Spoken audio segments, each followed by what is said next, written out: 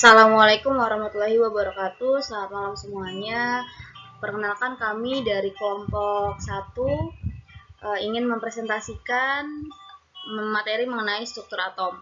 Perkenalkan saya Windina Lisa Fitri, NPM 20201335000459. Di sini saya akan memaparkan materi dari slide 2 sampai slide 8. Yang pertama itu ada struktur atom. Ya, sebelum kita mulai ke selanjutnya, kita harus mengetahui nih atom itu apa. Nah, sebelum kita menjelaskan tentang apa itu atom, pertama kita lihat dulu subnya. Kita akan membahas apa aja, yaitu yang pertama kami akan menjelaskan tentang partikel dasar penyusunan atom. Lalu ada nomor atom, nomor massa, isotop, isoton, isobar, dan isoelektron. Jadi nanti kita belajar nih tentang apa itu nomor atom, apa itu nomor massa, apa itu isotop, apa itu isobar, lalu isoton, isoban, dan isoelektron. Lalu yang ketiga itu adalah perkembangan teori dari atom. Oke, kenapa sih atom itu dipelajari gitu di pembelajaran kimia ini gitu. Jadi dengan kita jadi sebelumnya kita mengetahui dulu ya apa itu atom gitu. Jadi atom itu ialah suatu partikel yang menyusun suatu benda dan ukurannya itu sangat kecil. Jadi atom itu adalah partikel yang memiliki ukuran yang paling kecil. Nah, atom juga diketahui memiliki dasar materi yang disebut dengan istilah inti atom dan awan elektron. Oke, inti atom itu terdiri atas proton yang memiliki muatan yang positif dan elektron yang memiliki muatan yang negatif gitu. Nah, sebelumnya kita harus tahu dulu nih mengapa sih kita harus mempelajari atom, kenapa atom harus dipelajari gitu. Nah, yang pertama itu untuk mengetahui penyusunan bagian-bagian atom yang sangat menentukan sifat benda atau materi gitu. Jadi kita tahu nih bagian-bagian atom itu dia menentukan sifat benda atau materi yang ada dalam kehidupan sehari-hari gitu. Lalu yang kedua, untuk mengetahui bagaimana atom bergabung sehingga dapat mengubah bahan disesuaikan dengan kebutuhan gitu. Jadi kita menggunakan suatu kebutuhan itu tuh harus sesuai gitu, harus sesuai sama jumlahnya berapa, terus juga harus tahu kebutuhan itu. Jadi kita membutuhkan menggunakan suatu benda atau materi itu kan nanti akan dihitung ya berapa jumlah partikel-partikelnya gitu, nanti kita harus sesuaikan dengan kebutuhan yang ada gitu. Lalu berguna untuk kehidupan manusia, contohnya di bidang kesehatan, di bidang energi, di bidang telekomunikasi gitu, bisa juga di bidang industri atau mungkin di bidang jasa mungkin juga bisa gitu. Oke, selanjutnya ini contoh-contohnya di bidang apa gitu. Ini kalau ini kan di bidang teknologi gitu. Nah, lalu teori atom itu di sini dicetus oleh Demokritus gitu. Demokritus memberitahukan bahwa mengenai struktur atom telah ditemukan oleh para ilmuwan. Contohnya teori atom pertama ditemukan oleh Demokritus pada tahun Yunani kuno. Demokritus mengatakan bahwa segala sesuatu dapat dibagi menjadi bagian paling kecil, sehingga suatu saat bagian tersebut tidak dapat dibagi lagi gitu. Sehingga ia menyebutkan atom atau simbolnya itu A artinya tidak, dan temos artinya terbagi, jadi tidak dapat terbagi gitu. Demokritus mengemukakan di tahun 400 tahun sebelum Masehi, yaitu beliau mencetuskan bahwa terdapat partikel mikroskopis atau atom yang menyusun segala sesuatu materi di dunia ini gitu. Jadi lalu ada partikel tersebut tidak dapat diciptakan, tidak dapat dipisahkan, dan tidak dapat dihancurkan. Jadi partikel-partikelnya itu tuh kita nggak bisa tuh buat misahin, buat dipisah, untuk terus tidak dapat dihancurkan juga gitu. Jadi mereka utuh gitu. Lalu terdapat ruang kosong antar atom. Jadi antar atom satu dan atom lainnya tuh ada ruang kosong gitu. Jadi mereka tuh saling jadi dia saling berjauhan gitu, jadi ada space antara atomnya gitu. Lalu atom selalu berada di dalam gerakan yang konstan gitu.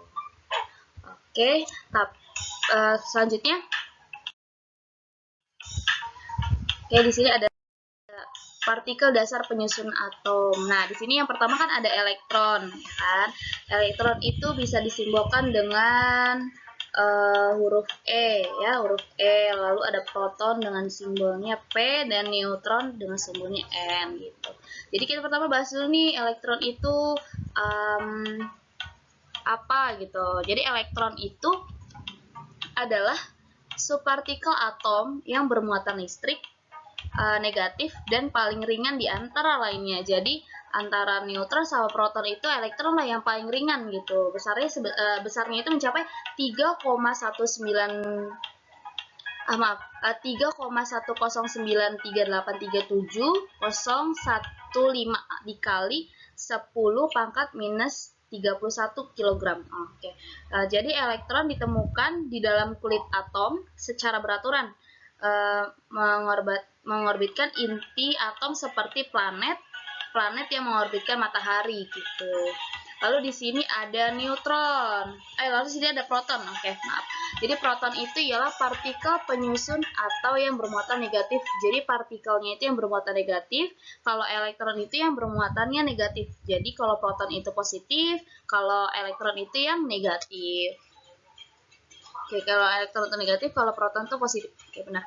Jadi yang memiliki massa sebesar massa hidrogen, yaitu 1,67262 dikali 10 pangkat minus 27 kg. Atau 1836 kali lebih berat dibanding elektron gitu. Jadi proton itu tingkatannya di bawah elektron. Jadi beliau tuh lebih berat dibandingkan dengan elektron gitu kan. Besarnya perbandingan aja 1836 kali lebih berat ya daripada elektron gitu. Jadi kebayang lah ya gimana beratnya proton itu jumlah ininya. Terus yang terakhir ada neutron. Neutron itu adalah subpartikel atom yang tidak memiliki muatan atau bersifat netral. Jadi dia netral. Kalau tadi kita bisa bahas di elektron itu kan elektron itu bermuatan yang negatif. Kalau proton itu yang positif, lalu kalau neutron itu netral, jadi dia tidak mempunyai subpartikel atom gitu. Hanya atom hidrogen saja yang tidak dimiliki neutron gitu. Itu menurut chemistry LibreText gitu. Lalu di sini ada elektron dengan nomor massanya itu 0 dan nomor atomnya itu minus 1 gitu. Elektron ditemukan oleh Joseph John Thomson pada tahun 1897 melalui eksperimen dengan tabung sinar katode gitu. Nah, sinar katode itu apa sih gitu? Sinar katode itu adalah arus elektron yang diamati dalam tabung vakum gitu. Jadi ini tuh tabung vakum ya, tabung vakum yang diamati. Jadi arus elektron itu diamati dari tabung vakum ini gitu. Jadi sinar katode itu dari situ gitu. Yaitu tabung kaca hampa udara yang dilengkapi 2 elektron logam dan tegangan listrik gitu. Jadi terdapat ruang hampa udara yang dilengkapi dengan logam dan tegangan listrik itu. Di sini kan kita bisa lihat bareng-bareng ya tabung hampa udaranya itu. Nih kalau misalkan yang sini sudah ada keterangannya. Untuk yang C itu katodenya, lalu yang A-nya ini, untuk yang A-nya ini itu anode. Lalu yang E-nya ini adalah lempeng kondensor pemuatan listrik. Lalu yang F-nya itu itu adalah layar yang dapat berpendar ya gitu. Jadi nanti dihasilkannya dari sini. Oke. Jadi sifat sinar katode itu ada beberapa macam, yaitu merupakan jenis partikel yang tidak dapat dilihat, lalu memiliki sifat cahaya dan sifat materinya, merambat tegak lurus dari permukaan katode menuju anode. Jadi dari katodenya ini nih sampai anodenya nih itu tegak lurus dari permukaannya, jadi dianya tegak lurus gitu, nggak belok-belok gitu. Lalu tidak tergantung pada jenis gas dan jenis elektrode itu. Selanjutnya bermuatan negatif sehingga dalam medan magnet dan medan listrik dibelokkan ke kutub positif gitu. Sinar katode tersebut merupakan elektron ya. Oke, contoh selanjutnya yaitu dari elektron itu adalah penyemprot minyak. Jadi contoh di sini tuh ada percobaan tetes minyak Millikan gitu. Pada tahun 1908, Robert Andrew Millikan menemukan muatan elektron sebesar min 1,6 dikali 10 pangkat min 19 Celcius. Merupakan percobaan tetes minyak. Muatan tersebut diberikan tanda -1. Oke, untuk slide selanjutnya akan dilanjutkan dengan rekan saya, yaitu Deslima Damanik. Oke, selamat malam. Perkenalkan, saya Deslima Damanik, NPM 2020 13500 521. Saya akan melanjutkan hasil dari penjelasan Saudari Windy Naldi. Saya akan melanjutkan penjelasannya pada slide ke-9, yaitu nomor 2, proton atau diberikan tanda P, nomor atomnya, nomor massa 1 dan nomor atomnya 1. Kita bisa melihat gambar di bawah ini, anode. Anode itu berada pada posisi positif, yang berarti anode itu adalah yang memanfaatkan tabung yang memiliki katode bocor, yaitu sinar yang dihasilkan pada lubang dalam katode. Kalau katode itu bersifat negatif, pengertian dari katode adalah suatu arus elektron yang diamati di dalam tabung vakum, yaitu tabung tanpa udara yang dilengkapi paling sedikit 2 elektron logam yang diberikan oleh tegangan listrik. Kita dapat melihat gambar di bawah ini. Sinar katode itu menghubungkan, sinar terusan ini berasal dari sinar katode yang dihubungkan oleh tegangan listrik. Kita lihat penjelasannya. Proton ini ditemukan oleh Eugen Goldstein pada tahun 1886 melalui percobaan tabung gas berkatode atau disebut tabung Crookes. Oke, sifat-sifat sinar anode. Kita dapat melihat di bawah ini sifat-sifat sinar anode itu. Yang pertama, bermuatan positif karena dapat dibelokkan medan magnet dan medan listriknya menuju kutub negatif. Yang kedua, sifat sinar anode ini merupakan radiasi partikel karena dapat memutar kincir.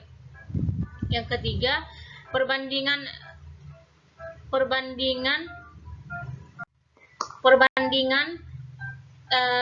muatan sama massa.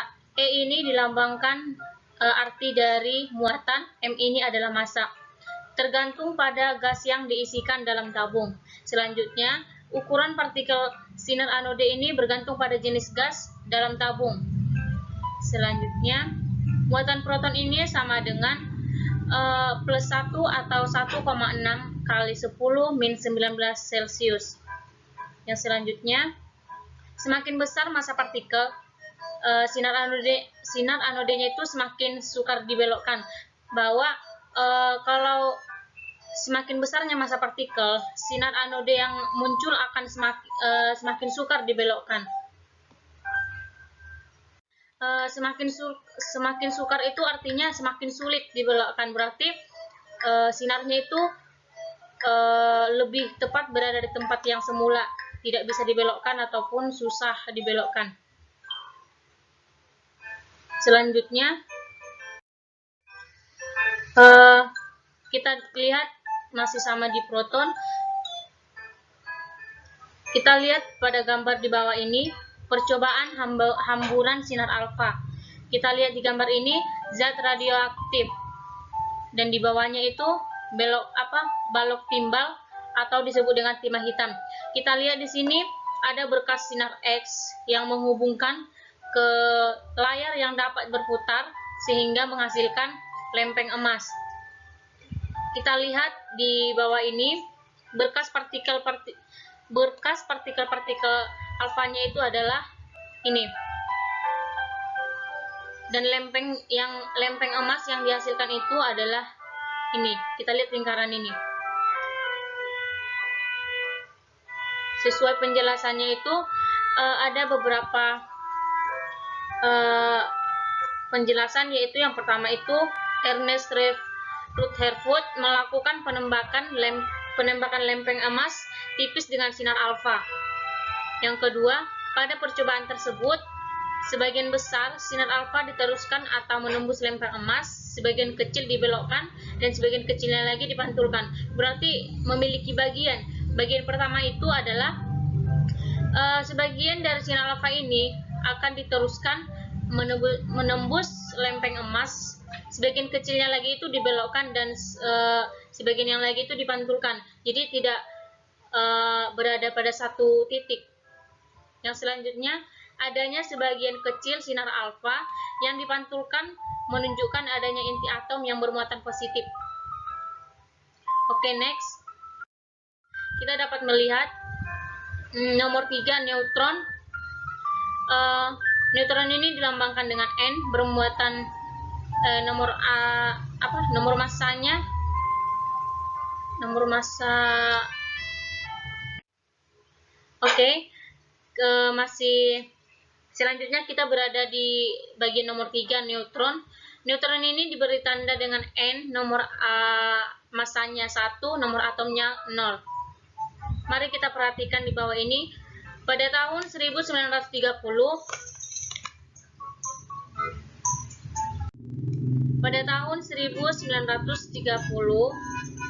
Walter Boot dan Heinrich Baker melakukan percobaan penembakan partikel alfa pada inti atom berilium atau Be. Percobaan ini menghasilkan radiasi partikel berdaya tembus tinggi. Selanjutnya, pada tahun 1932, James Chadwick membuktikan bahwa partikel yang menimbulkan radiasi berdaya tembus tinggi tersebut itu bersifat netral atau tidak bermuatan dan disebut neutron. Oke, dari perbedaan kedua ini kita dapat memberikan bukti bahwa dari pertemuan Walter Boot ini mengatakan bahwa percobaan ini menghasilkan radiasi partikel berdaya tembus tinggi. Sedangkan James Chadwick membuktikan bahwa radiasi berdaya tembus tinggi ini bersifat netral atau bermuatan dan disebut neutron. Oke. Mari kita lihat di bawah ini ada tabel. Di sini ada beberapa partikel, penemu, massa, muatan, dan lambangnya. Kita dapat lihat partikel elektron ini penemunya adalah Joseph John Thomson. Massanya atau SMA ini massanya itu 0, muatannya -1, dan berlambangkan elektron, nomor massanya 0 dan nomor atomnya -1. Yang kedua, partikel proton. Partikel proton ini penemunya adalah Goldstein. Massanya 1, muatannya +1. Lambang dari partikel ini adalah proton, nomor massanya 1, nomor atomnya 1 juga. Selanjutnya, nomor 3, partikel neutron. Partikel neutron ini penemunya adalah James Chadwick.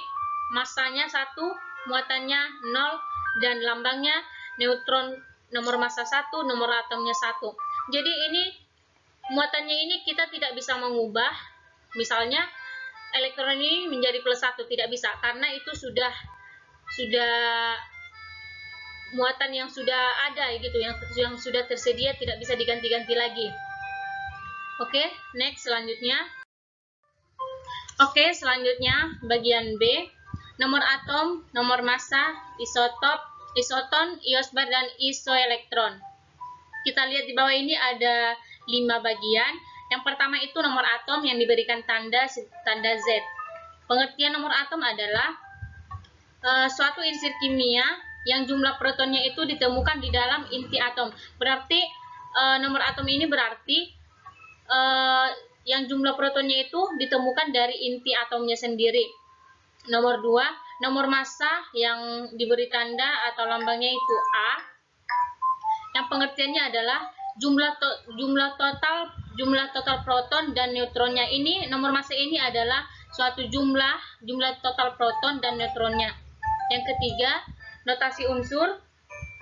Notasi unsur adalah suatu sistem lambang atau tanda yang menggambarkan bilangan tentang atom. Ini adalah berarti notasi unsur ini adalah suatu lambang atau tanda-tanda yang ada pada bilangan tentang atom.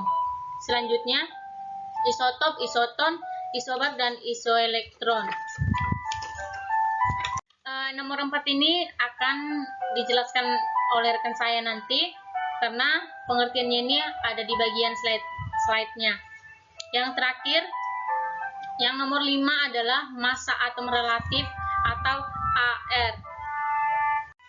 Massa atom relatif atau simbolnya AR itu adalah suatu kuantitas fisik yang tidak memakai dimensi. Berarti massa atom relatif ini tidak menggunakan dimensi.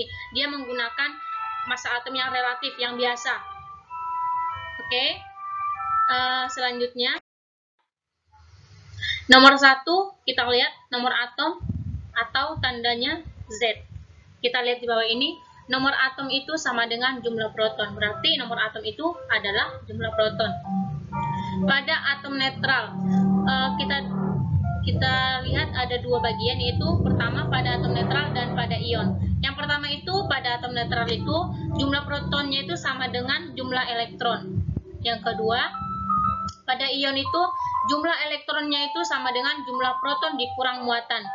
Nomor 2, nomor atomnya itu dikurang muatan. Berarti jumlah proton itu dikurang dengan hasil muatannya sama juga dengan nomor atom.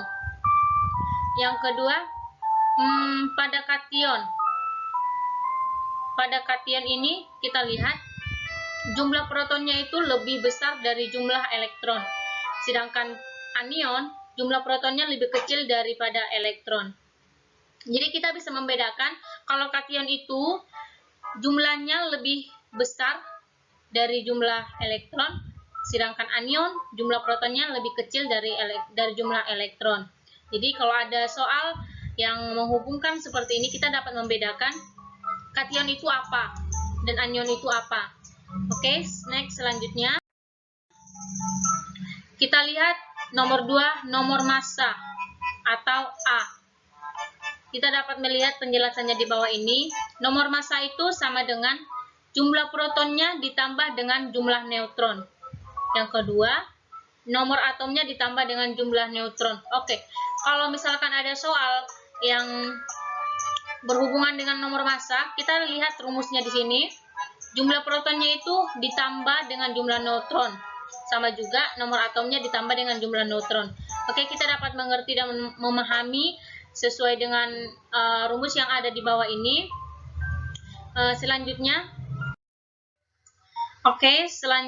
nomor 3 adalah notasi unsur. Tadi sebelum slide ke-15 ini kita sudah melihat arti dari notasi unsur. Kita lihat di bawah ini ada simbol X, A, dan Z. Kita lihat pada keterangan di bawah ini. X itu, A ini adalah nomor massa, Z-nya nomor atom atau juga sama dengan jumlah protonnya, sementara yang X adalah lambang unsur. Kita lihat contoh.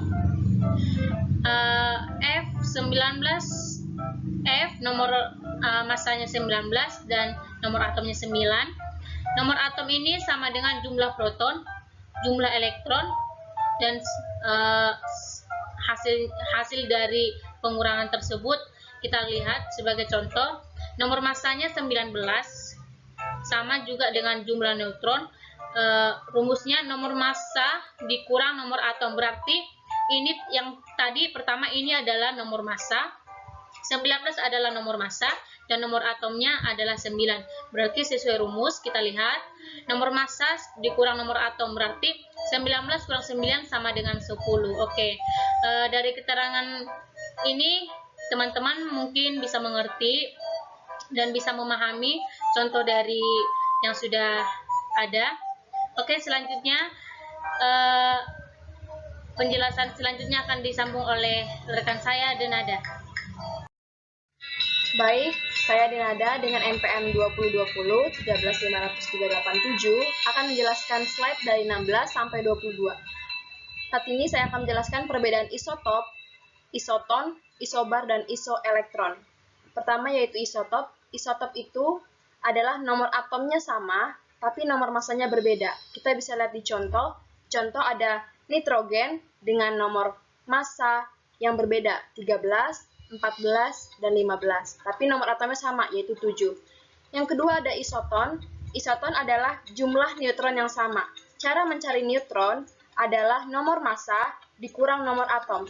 Kita bisa lihat di contoh ini ada kalium dengan nomor massa 39 dikurang dengan nomor atom 19, hasilnya 20, dan ada lambang Ca yaitu kalsium dengan nomor massanya 40 dikurang nomor atomnya 20, hasilnya 20. Jadi mereka sama-sama memiliki jumlah neutron yang sama yaitu 20. Selanjutnya ada isobar. Isobar adalah nomor massa yang sama. Kita bisa lihat di sini ada karbon dan juga nitrogen dengan lambang C dan juga N. Mereka sama-sama mempunyai nomor massa yang sama yaitu 13, 13. Selanjutnya ada isoelektron. Isoelektron adalah atom yang jumlah elektronnya sama setelah melepaskan atau menangkap elektron. Kita bisa lihat di sini ada natrium dengan lambang Na dan juga F fluorine. Na ini, natrium ini adalah nomor atomnya 11, dia melepaskan 1 jadi sisa 10, dan fluorine itu menangkap 1, jadi elektronnya sama dengan 10. Jadi natrium dan juga fluorine memiliki 10 elektron. Saya akan menjelaskan selanjutnya. Baik, selanjutnya ada massa atom relatif, lambangnya Ar. Contoh soalnya, oksigen di alam terdiri dari 3 isotop dengan kelimpahan sebagai berikut. Ada oksigen dengan nomor massa 16 dan juga nomor atom 8. Ada juga oksigen dengan nomor massa 17 dengan nomor atom 8. Dan juga ada juga oksigen yang nomor massanya 18 dan juga 8. Mereka sama-sama memiliki rata-rata unsur massa rata-ratanya yaitu dalam persen, yaitu 99,76%, 0,04%, dan juga 0,20%. Ditanya hitunglah massa atom relatif dari unsur oksigen. Kita bisa lihat di sini ada rumus Ar unsur X sama dengan massa rata-rata satu atom unsur X dibagi 1/12 dikali massa satu atom C12. Karena di sini memakai persen, jadi kita jadikan saja perbandingannya ini dengan persen, yaitu 100. Jadi di sini kita cukup tambahkan 99 dikali 76% dikali 16 nomor masanya, ditambah 0,04% dikali 17, ditambah 0,20 dikali 18 yaitu nomor massa 18, dibagi 100, hasilnya 16,0044. Karena aslinya satu atom C12 itu adalah kalau dalam persen 98,89%, tapi karena diperbulatkan menjadi 100. Jadinya karena hasilnya 16,0044, kita jadikan menjadi 16 saja. Mari kita bergerak ke slide selanjutnya. Perkembangan teori atom. Perkembangan teori atom ada bermacam-macam dari para tokoh-tokoh. Salah satunya adalah Thomson. Thomson menggambarkan atom sebagai sebuah bola yang bermuatan positif yang di dalamnya tersebar elektron seperti kismis dalam roti kismis. Jadi Thomson ini mengemukakan model atom ini pada tahun 1987 dan dia menganggap bahwa keseluruhan atom ini bersifat netral karena elektron dan juga proton di dalam atom ini jumlahnya sama. Selanjutnya kita akan bergerak ke model atom Rutherford. Model atom Rutherford ini dikenal dengan gaya sentripetal. Gaya sentripetal adalah gaya yang membuat benda bergerak melingkar. Jadi atom ini berkumpul untuk membuat melingkar gitu. Jadi mereka saling melingkar satu dengan yang lain seperti tata surya. Kita bisa lihat di tengah-tengah sini adalah inti atom dan di sini ada Inti atom ini terdiri dari neutron dan juga proton yang memiliki jumlah yang sama, jadi yaitu netral. Dan semua proton terkumpul dalam inti atom sehingga inti atom bermuatan positif. Sebagian besar volume atom merupakan ruang kosong, jadi mereka memiliki ruangannya atau space-nya masing-masing. Seperti itu teman-teman. Selanjutnya kita akan membahas tentang model atom Bohr. Model atom Bohr dikenal dengan momentum sudut, yaitu dengan rumus NH per 2pi. N yaitu bilangan kuantum utama, H konstanta Planck, dan juga pi 3,14 atau 22/7. Elektron mengelilingi inti atom pada orbit tertentu. Jadi model atom Bohr ini dia membuat suatu lintasan energi elektron tetap sehingga tidak ada energi yang diserap dan dipancarkan. Tapi dia dapat berpindah dari satu lintasan stasioner ke lintasan stasioner lainnya dengan menyerap atau melepas energi. Selanjutnya saya akan menjelaskan model atom berdasarkan teori mekanika kuantum atau modern. Model atom ini dibangun oleh beberapa ilmuwan seperti Lewis, Wolfgang Pauli, Erwin Schrödinger, dan Werner Heisenberg. Menurut Lewis, elektron di dalam atom dapat dipandang sebagai partikel dan gelombang.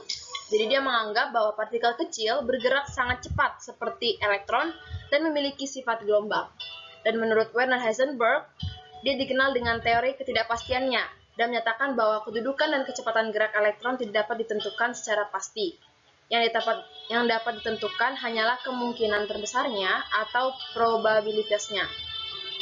Dan daerah ruang di sekitar inti dengan kebolehjadian untuk mendapatkan elektron disebut orbital. Jadi intinya mereka ini menganggap bahwa atom itu dipandang sebagai partikel dan gelombang, dan mereka berbentuk seperti orbit atau orbital. Seperti itu teman-teman.